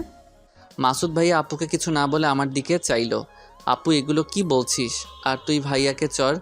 ভাই তুই এখানে আশা করি কথা বলবি না। যার যা প্রাপ্য আমি সেটাই তাকে বুঝিয়ে দিয়েছি। ওনাকে বল এক্ষুনি চলে যেতে। আব্বু আম্মু আপুকে বোঝাতে চাইলেও আপু কারো কথা শুনলো না। আজকে আপুকে দেখে আমি কিছুটা ভয় পেয়ে গেলাম, কেননা ওর এমন রাগ আমি কোনো দিনও দেখি নাই। সবার শেষে মিতু আসলো। ভাবি, ভাইয়ার কোনো দোষ নেই, সব দোষ আমার। ভাবি তুমি ভাইয়াকে সাজা দিও না, আমাকে দাও, আমার পাপের সাজা আমাকে দাও প্লিজ। আবির আমি তোকে কি বলেছি, বললাম না ওনাদের চলে যেতে বল, নয়তো ওই দিনের মতো আমিও আজ বলতে বাধ্য হব যে না গেলে ঘাড়ে ধাক্কা মেরে বাহির করে দিব। এবার মাসুদ ভাইয়া ও মিতু আর অপেক্ষা না করে চোখে জল মুছতে মুছতে বাড়ি থেকে বেরিয়ে গেলেন। আব্বু ও আম্মু ওদের পিছু পিছু গেল। আপু এটা তুই কি করলি আপু? ওনাদের এইভাবে অপমান না করলেও পারতি আপু। কেন ভাই, ওই দিনের কথা কি তুই ভুলে গিয়েছিস? ওই দিন তোকে আমাকে কত অপমান করেছিলেন উনি, মনে নেই তোর? ওনার পা অব্দি ধরেছিলাম, তার বিনিময়ে কি পেয়েছিলাম ভাই? কপালে লাথি ছুটেছিল, ভুলে গেছিস সব ভাই? তুই ভুলে গেলেও আমি ভুলি নাই রে ভাই। না আপু, আমি কিছুই বলি নাই, তবে ওনারা তো সব পাপের সাজা পেয়েছেন। মিতু তো কম কষ্ট পায়নি। তোর উচিত ছিল ওনার বাসায় না গেলেও ওনাকে ভালোভাবে বলা। এরপর কি উনি আর আমাদের বাসায় আসবেন? আমার তো মনে হয় না আপু উনি আর আসবেন। আসবে না মানে? ও ঠিকই আসবে ভাই। ওর চোখের ভাষা এতদিন যা বলতো আজ তার উল্টোটা বলছে। ও ঠিকই আসবে আবার, তুই দেখে নিস। আচ্ছা আপু, তাই যেন হয়। ভাগ্নেকে নিয়ে আপুর রুম থেকে আমি চলে আসলাম। ভাগ্নেকে আমার বেডে বসে দিয়ে বলছি, তোমার আব্বুকে আজকে দেখলে ভাগ্নে? তুমি বড় হতভাগা ভাগ্নে, তোমার আব্বুকে এত কাছে পেয়েও আজকে ওনার কোলে চড়তে পারলে না। মনে মনে বলছি, আপু যা করেছে বেশ করেছে। আজ মাসুদ ভাইয়া উচিত শিক্ষা পেয়েছে। এই অপমান সহ্য করে উনি যদি আবার আপুকে নিতে আসেন তবেই বুঝবো উনি আপুকে সত্যি এখনও ভালোবাসেন। একটু পর আবার অনু আমাকে ফোন করলো। ওই কি করছো? অনু, তোমার সাথে রাতে কথা হবে, এখন একটু খারাপ লাগছে। খারাপ লাগছে কেন আবির? কি হয়েছে তোমার? আরে কিছু না, রাখো তো তুমি। ওই বলো প্লিজ, কি হয়েছে? আরে মাসুদ ভাই আপুকে নিতে এসেছিলেন, কিন্তু আপু উনাকে অপমান করে তাড়িয়ে দিয়েছেন। ও আচ্ছা, বুঝলাম। এখন রাখো, তুমি রাতে কথা হবে। ফোন কেটে দিলাম। একটু পর দেখি আপুর রুম থেকে কান্নার শব্দ ভেসে আসছে। ভাগ্নেকে কোলে নিয়ে আপুর রুমে গিয়ে দেখি আপু কাঁদছে। আপু কি হয়েছে তোর, কাঁদছিস কেন তুই? ভাই আজকে ওনাকে আমি এই হাত দিয়ে মারলাম, আমি কি করলাম ভাই? আপু কাঁদিস না তো তুই, উনি আবার আসবেন দেখিস। আপু কান্না থামালে ভাগ্নেকে আপুর কোলে দিয়ে আমি রুমে চলে আসলাম। একটু পর ফোনটা বেজে উঠলো। ফোন হাতে নিয়ে দেখি মাসুদ ভাইয়া ফোন করেছেন। আমি ফোন ধরে কিছুক্ষণ কথা বললাম। উনি এবার জানতে চাইলো আপু কি করছেন। তোমার আপুকে ফোনটি দাও। আচ্ছা ভাইয়া ঠিক আছে। আমি আপুর কাছে ফোন নিয়ে গিয়ে বললাম, নে আপু, ভাইয়া ফোন করেছেন। আপুকে ফোন দিয়ে আমি রুমে চলে আসলাম। একটু পর আপু এসে আমায় ফোনটি দিয়ে গেল। আপুকে দেখে বুঝলাম ও এখন একটু খুশি। পরের দিন সকালে অনুর ফোনে আমার ঘুম ভাঙলো। হ্যালো আবির, বলো অনু। আজকে কি তুমি ফ্রি আছো? কেন? ফ্রি থাকলে চলো না, আজকে একটু দুজনে একসাথে ঘুরতে যাই কোথাও আবির। অফিস আছে, বিকাল টাইমে ফ্রি হব। আচ্ছা তাহলে আমরা আজকে বিকালেই ঘুরতে যাব। ঠিক আছে বলে অনুর সাথে একটু কথা বলে ফোনটি রেখে দিলাম। ফ্রেশ হয়ে সকালের নাস্তা সেরে নিলাম। অফিস যাওয়ার জন্য বের হতে আপু এসে বলল, ভাই চল, আমিও একটু বাইরে যাব কিছু কেনাকাটা করতে, আমায় ড্রপ করে দিস। আচ্ছা আপু। আপুকে এক শপিং মলের সামনে নামিয়ে দিয়ে আমি অফিসে চলে গেলাম। একটু কাজে ব্যস্ত আছি এমন সময় ফোনটি বেজে উঠল। ফোন হাতে নিয়ে দেখি রং নম্বর, তাই ফোনটি কেটে দিলাম। পরপর 3বার ফোন কেটে দিলেও আবার ফোন আসলো, তাই এবার রিসিভ করলাম। হ্যালো, কে বলছেন? শালাবাবু, আমি তোমার দুলাভাই মাসুদ। ও আচ্ছা, কেমন আছেন দুলাভাই? নেটওয়ার্কের সমস্যার কারণে ফোনটি কেটে গেল। একটা বিষয় বুঝছি না আমি, মাসুদ ভাইয়া প্রতিনিয়ত নতুন নতুন নম্বর দিয়ে কেন আমায় ফোন করছেন? এমন না তো বিষয়টা যে উনি এক নম্বর থেকে ফোন দিলে বারবার আমি তা রিসিভ করব না। উনি আবার ফোন করলে আমি ফোনটি ধরলাম। একটু কথা বলতেই উনি বললেন, আবির, তোমার আপুকে বলো না আমার সাথে একটু কথা বলতে। আমি ওর সাথে শপিং মলেই আছি। তোমার আপু আমাকে পাত্তাই দিচ্ছে না। ভাইয়া আপুকে যদি এখন আমি ফোন করে আপনার সাথে কথা বলতে বলি, তাহলে সেদিন আপনাকে যেভাবে চট দিয়েছিল আজ বাসায় ফিরলে আমাকেও দিবে। আপু এখন অনেক পরিবর্তন হয়েছে, আমি আপনাদের ভিতরে নাই দুলাভাই। আচ্ছা শালাবাবু ঠিক আছে বলে মাসুদ ভাইয়া ফোন রেখে দিলেন। যাক, তাহলে এবার মাসুদ ভাইয়ার সব ভুল ভালোভাবে ভেঙে গিয়েছে। নয়তো এইভাবে চর ও অপমানিত হয়েও কি আবার আপুর পিছনে লাগে নাকি? দেখি আপুকে একটু ফোন দিয়ে আপু কি করছে। হ্যালো আপু, ভাই বল। এখন কোথায় আপু? এই তো ভাই শপিং করছি, শপিং প্রায় শেষের দিকে। ভাই একটু লাইনে থাক। কি হয়েছে এখানে? আপু ফোন না কাটাতে আমি সব শুনতে পাচ্ছি। ম্যাম, এই মানুষটি সেই কখন থেকে আপনাকে ফলো করছে। এই মানুষটা মনে হয় চোর টোর হবে, তাই আমরা সিসিটিভি দেখে ওনাকে আটকিয়েছি। আসলে আপনারা যা ভাবছেন উনি তা নন, উনি হলেন পুলিশ অফিসার, আমার রিলেটিভ উনি। ও সরি স্যার, আর সরি ম্যাম। আচ্ছা ঠিক আছে, আপনারা এখন যান। ধন্যবাদ লাবণ্য।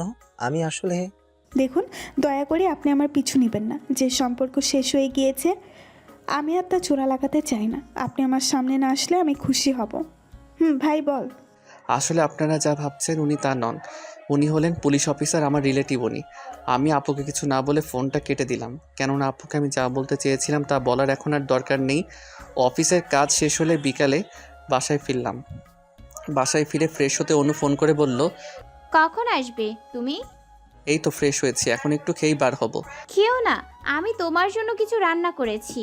আচ্ছা অনু, আমি আসছি তাহলে। অনুর সাথে এক হোটেলে প্রবেশ করলাম। 2টি কফি অর্ডার করে দুজনে খেলাম। অনু এবার ওর রান্না করা খাবারগুলো বাইর করলো। ও আমাকে খাইয়ে দিতে চাইলে আমি না বললাম। এসব কি বলছো? আমি কি বাবু যে অনু তুমি আমাকে খাইয়ে দিবা? তুমি না কিছু বোঝো না আবির। মানে আমি আবার কি বুঝি না? এখানে কত মানুষ, তুমি কি দেখছো না অনু? তুমি আমাকে খাইয়ে দিলে সবাই কি ভাববে? এখন ঝগড়া বাদ দিয়ে খাও তো আবির। ও আমি তোমার সাথে ঝগড়া করছি অনু? না, আমি ঝগড়া করেছি। বলে অনু খাবারগুলো হাত দিয়ে ফেলে দিয়ে উঠে চলে গেল। আমি ফিরাতে চাইলেও ও থামলো না। অনু হঠাৎ এমন রেগে গেল কেন বুঝলাম না। আর আমিও একটা হাদারাম, ও আমার জন্য কষ্ট করে এত কিছু রান্না করে আনলো আর আমি কি না। ওয়েটারকে ডাক দিয়ে বিল দিলাম। ওয়েটার বিল নিয়ে টেবিলের নিচে তাকালো।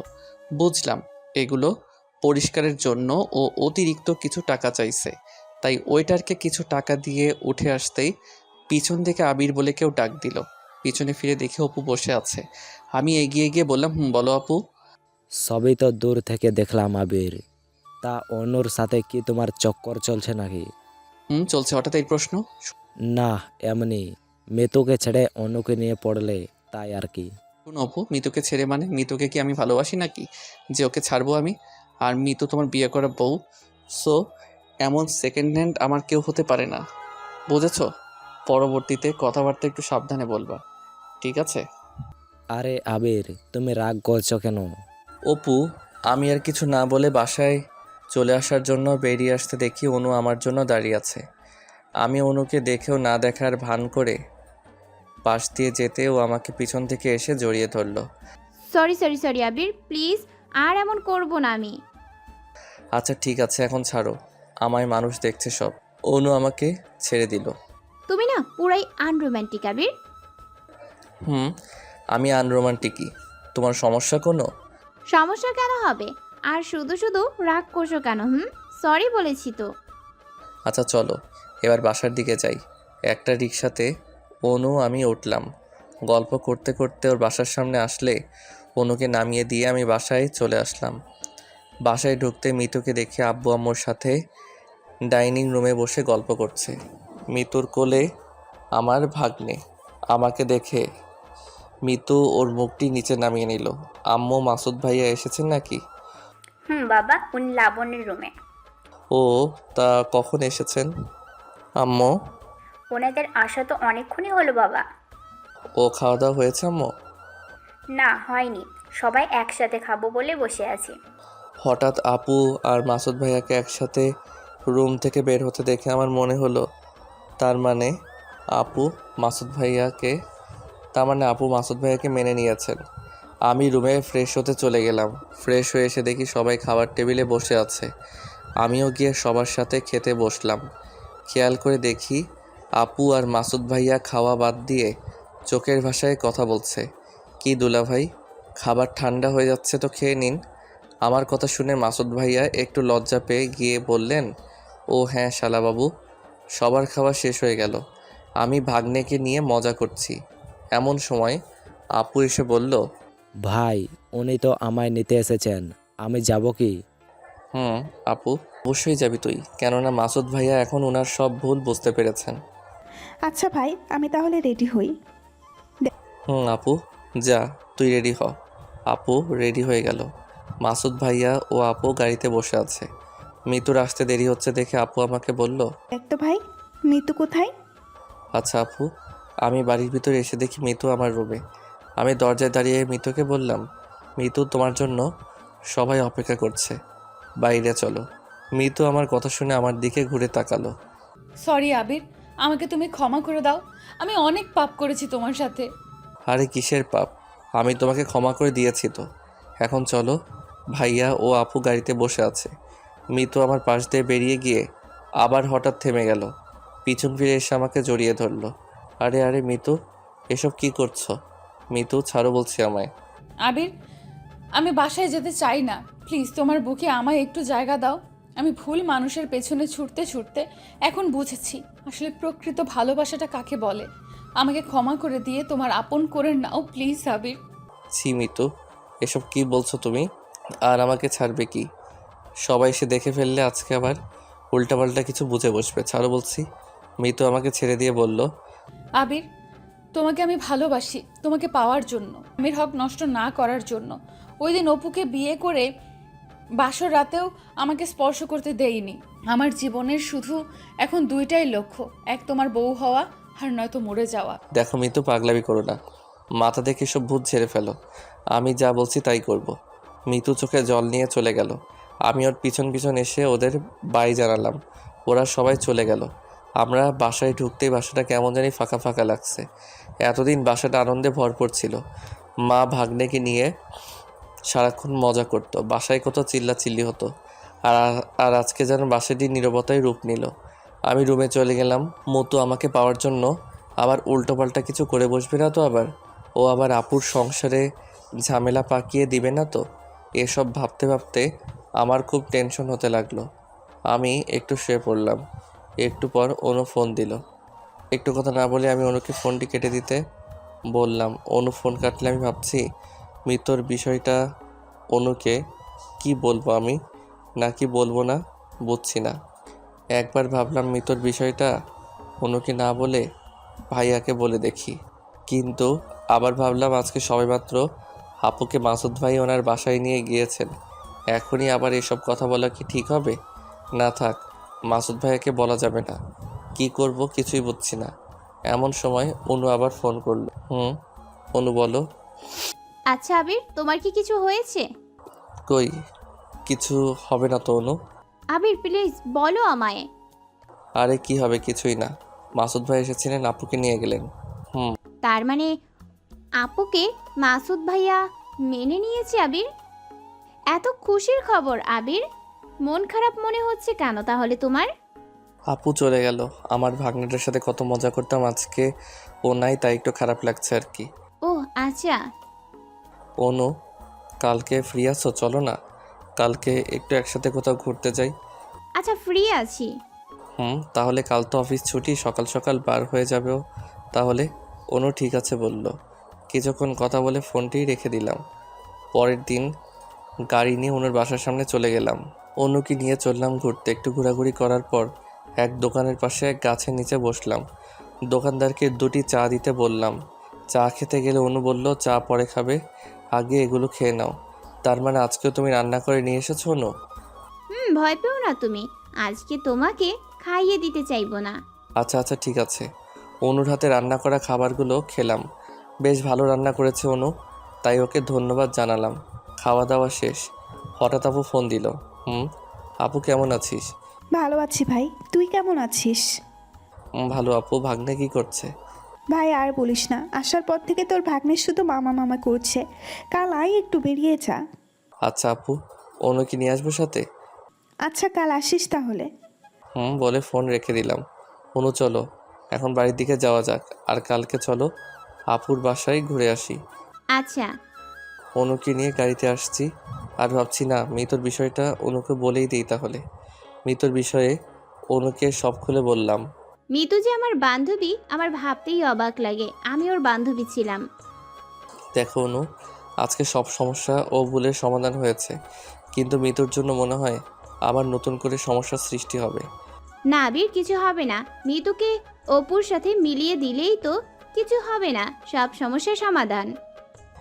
তুমি ঠিক বলেছ, কিন্তু একবার ভেবে দেখেছো কি আমার এক হাতে আপুর পুনরায় ফিরে পাওয়া সুখের সংসার, আর অন্য হাতে মৃত্যুর ভালোবাসা নামের পাগলামি। একটু এদিক সেদিক হলেই তো আবার আপুর সংসারটা ভেঙে যাবে অনু। তুমি শুধু শুধু টেনশন করছো, এমন কিছুই হবে না আবির। না হলে ভালো হবে অনু। অনুর বাসার সামনে পৌঁছে অনুকে নামিয়ে দিলাম। বাসায় এসে রুমে বসে আছি, হঠাৎ আব্বু আমার রুমে আসলো। আব্বু কিছু বলবা? না মানে তোর আপু তো চলে গেল, এবার তুই বাসায় একজনকে নিয়ে আয়, বাসাটা খালি খালি লাগছে বড়। আব্বু কাকে আনবো বুঝলাম না। তোর মা বলেছিল তুই বিয়ে কর, আর তুই নাকি অনুকে পছন্দ করিস, আমরা কি ওর পরিবারের সাথে কথা বলবো? আব্বুর কথা শুনে আমি কিছুটা লজ্জা পেয়ে গিয়ে মাথা নাড়িয়ে হ্যাঁ সূচক উত্তর দিলাম। তাহলে বাবা আমরা কালকেই যাই অনুর বাসায়, বিয়ের প্রস্তাব নিয়ে কি বলিস? আব্বু কালকে নয়, তোমরা বরং 1 সপ্তাহ পরে যাও। আচ্ছা তুই যা বলবি তাই হবে। পরের দিন অফিসে গেলাম। যাওয়ার সময় অনুকে ফোন করে বললাম, দুপুর টাইমে আমি অফিস থেকে ডিরেক্ট তোমার বাসার সামনে যাব। ওখান হতে আমরা আপুর বাসায় রওনা দিব, তাই তুমি দুপুরের দিকে রেডি থেকো। আচ্ছা ঠিক আছে। দুপুরের দিকে অফিস হতে রওনা দিলাম। এক চায়ের দোকানের সামনে গিয়ে গাড়ি থামিয়ে চা খাচ্ছি, এমন সময় অপু কোথা থেকে যেন হাজির। অপু কেমন আছো? আছি কোনো রকম, তুমি?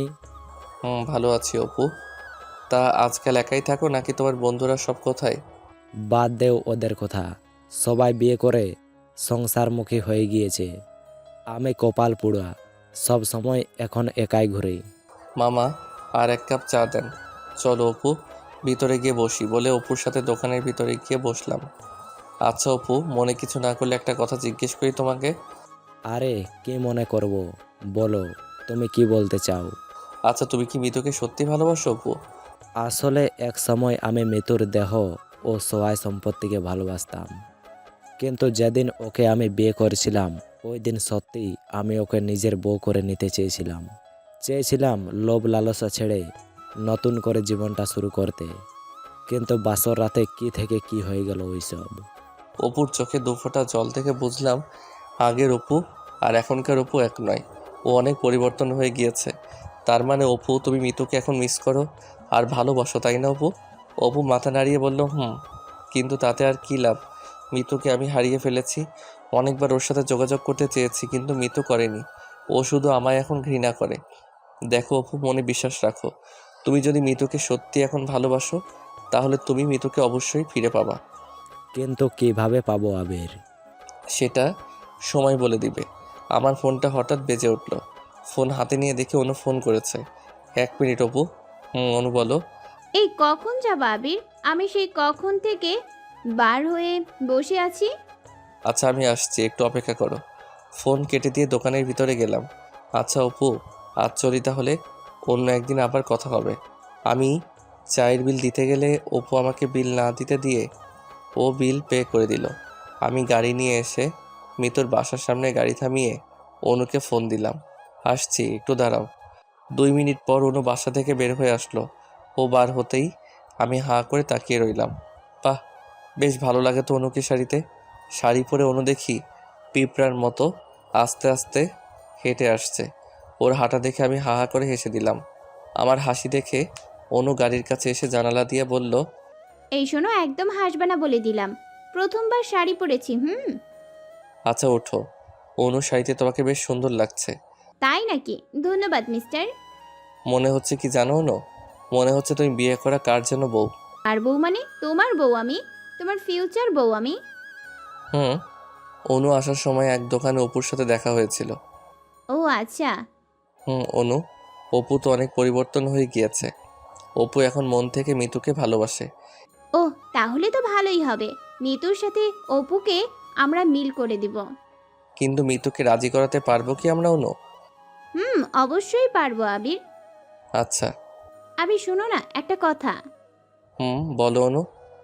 আবির, তুমি আমাকে কবে তোমার বউ করে নিবা? খুব শীঘ্রই তোমাকে বউ করে নিব আমি। আব্বু আজকে সকালে তোমার আমার বিয়ের বিষয়ে কথা বলছিল। আগামী সপ্তাহে আমার পরিবার বিয়ের প্রস্তাব নিয়ে তোমাদের বাসায় যাবে। কি বলো আবির, সত্যি? সত্যি। বাবু।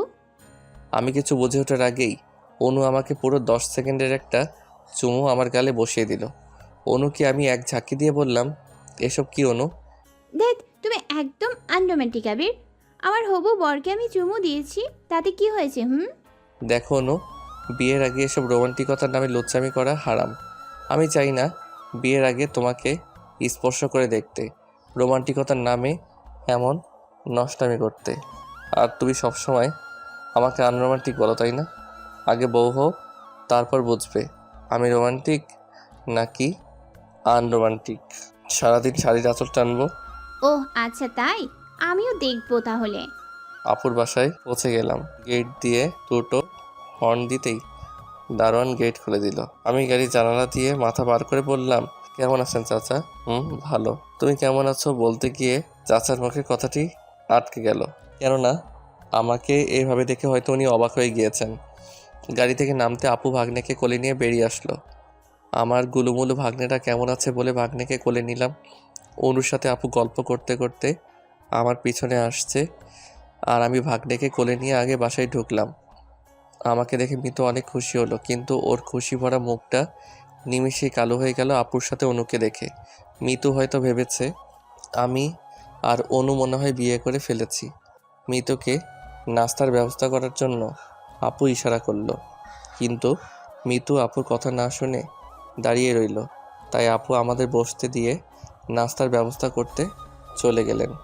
আমিও অনু বসলাম। মিতুকে অনু বসতে বলল, কিন্তু মিতু অনুকে ডেকে নিয়ে একটু সাইডে গেল। একটু পর অনু আসলে আমি জানতে চাইলাম মিতু ওকে কি বলল। অনু একটু মুচকি হাসি দিয়ে বলল, মিতু ভেবেছে তোমার সাথে আমার বিয়ে হয়ে গিয়েছে, তাই আমাকে ডেকে বলল যে আমরা কবে বিয়ে করেছি। ও তা তুমি কি বললে অনু? আমি বলেছি বিয়ে করিনি, তবে খুব তাড়াতাড়ি আমরা বিয়ে করব। ও শুনো অনু, মিতু হয়তো আমার কথা নাও বিশ্বাস করতে পারে, তাই তুমি মিতুকে সব খুলে বলবা। তোমার আমার ভালোবাসার কথা বলবা। আশা করি ও একজন মেয়ে হয়ে তোমার সব কথাও বুঝবে। আর অপুর বিষয়টাও মিতুকে বলবা। আবির, সব বলবো আমি আজকেই মিতুকে সব বললে কেমন হয় আবির? আজকেই তো বলতে হবে, কেননা আমরা তো সন্ধ্যার দিকে বাসায় চলে যাব। আবির, আমার মনে হয় তোমার আপুকেও আমাদের সব জানানো উচিত। অনু, আপু নাস্তা নিয়ে আসলে আমি আপুকে সব বলবো, আর তুমি নাস্তা শেষ হলে মিতুকে বলবা। আচ্ছা আবির। একটু পর আপু নাস্তা নিয়ে আসলো। আমি নাস্তা খেতে খেতে আপুকে সব কথা খুলে বললাম। আপু সব কথা শুনে আপু বলল, ভাই মিতুর সব মেনে নিলেও তো দুলাভাইকে আবার অপুকে মেনে নেবেন অপু আর মিতুর সম্পর্কটাকে আবার? আপু আমি কিছু জানি না, দুলাভাইকে কিভাবে রাজি করাবি সেটা তোর দায়িত্ব। আচ্ছা ভাই, তো দুলাভাই বাসায় ফিরলে আমি সব কথা খুলে বলবো। নাস্তা খাওয়া শেষ হয়ে গেলে আপু একটু গল্প করে রান্না করতে চলে গেল। আমি ভাগ্নেকে কোলে নিয়ে অনুকে বললাম, অনু এখন যাও, মিতুর রুমে গিয়ে সব কথা ওকে বলো। আমার কথা মতো অনু মিতুর রুমে চলে গেল। আমি বসে বসে ভাবতে লাগলাম, একবার যদি মিতু রাজি হয়ে যেত তাহলে অনেক খুশি হতাম। প্রায় 1 ঘন্টা পর অনু মিতুর রুম থেকে বের হলো। মিতু কি বললো অনু? ও কি রাজি হয়েছে অনু? আবির, মিতু তোমাকে ওর রুমে ডাকলো। ও আচ্ছা। ভাগ্নেকে অনুর কাছে দিয়ে আমি মিতুর রুমে গেলাম। করে গলা ঝাড়া দিতে মিতু আমার দিকে তাকালো। মিতু, আমাকে ডেকেছো তুমি? ডেকেছি আবির। দেখো আবির, একবার আমার ভাইয়ার সংসার ভেঙে আমি যে পাপ করেছি তার সাজা আমি ঠিকই পেয়েছি। এখন আবার আমি তোমার আর অনুর মাঝে কাটা হয়ে দাঁড়াতে চাই না। তোমাকে ভালোবেসে হয়তো আমি তোমাকে নিজের করে পেলাম না, তবে তুমি তোমার ভালোবাসার মানুষটাকে নিয়ে সুখে থাকো, আমি এটাই চাই। ও ধন্যবাদ মিতু। কিন্তু আবির, যে মানুষটা আমাকে একটুও ভালোবাসে না তার সাথে আমি কিভাবে সংসার করব বলতে পারো তুমি? আগের অপু আর এখনকার অপু এক নয় মিতু। অপু এখন অনেক পরিবর্তন হয়ে গিয়েছে। অপু সত্যি তোমাকে এখন মন থেকে চাই। বিশ্বাস না করলে তুমি একবার অপুর সাথে যোগাযোগ করে দেখো। আচ্ছা ঠিক আছে, আমি অপুর সাথে কথা বলে দেখবো তাহলে। ধন্যবাদ মিতু। এখন তাহলে চলো বাইরে যাওয়া যাক, 3 জন একটু গল্প করি। আচ্ছা চলো। আমরা গল্প করছি কিন্তু আমার মনে একটা আশঙ্কা রয়েছে। মাসুদ ভাইয়া আবার যদি অপুকে মেনে না নেন তাহলে কি হবে? একটু পর আপু এসে বলল রান্না শেষ, খাবে চলো সবাই। খাওয়া দাওয়া শেষ করলাম। আপু অনেকবার থাকার জন্য বললেও আমি আর অনু না থেকে চলে আসলাম। আসার সময় আপুকে মাসুদ ভাইয়ার কাছে সব কথাগুলো বলার জন্য আবার মনে করিয়ে দিলাম। অনুকে ওর বাসায় নামিয়ে দিয়ে আমি বাসায় চলে আসলাম। আজ সারা রাত আমার ঠিকমতো ঘুম আসলো না, শুধু একটাই টেনশন, মাসুদ ভাইয়া মানবেন তো? সকালের দিকে মাসুদ ভাইয়া ফোন দিলেন। ভাইয়া কেমন আছেন? ভালো। তা আবির, তোমার আপু বলল অপু নাকি এখন ভালো হয়ে গিয়েছে, মিতুকে নাকি আবারও বউ করে নিতে চায়। ভাইয়া, আমি অপুর সাথে কথা বলেছি। অপু এখন সত্যি ভালো হয়ে গিয়েছে। আপনি চাইলে ওর সাথে কথা বলে দেখতে পারেন।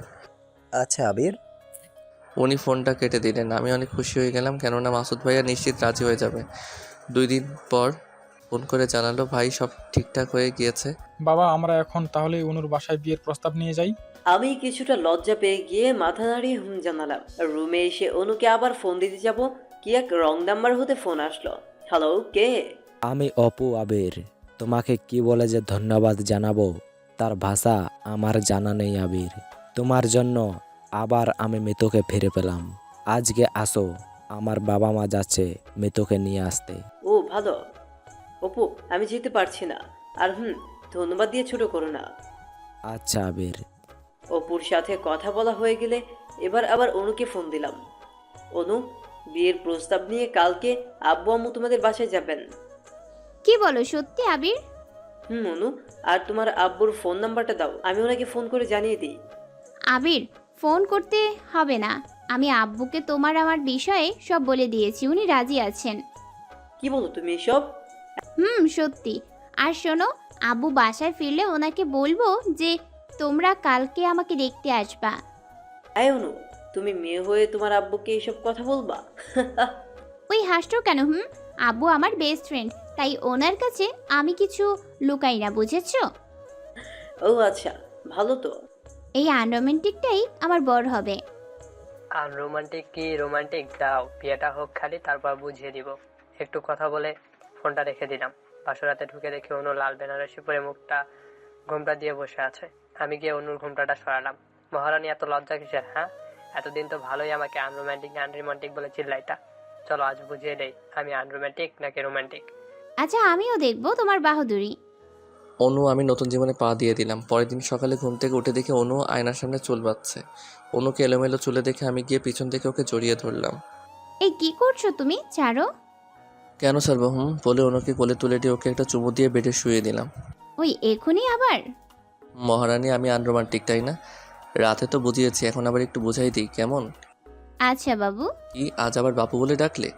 অনুকে হাত তুলে চড় মারতে যাব কি ও ওর মুখটি ভয়ে লুকিয়ে নিল। আমি চড় না মেরে ওর কপালে একটা চুমু এঁকে দিলাম।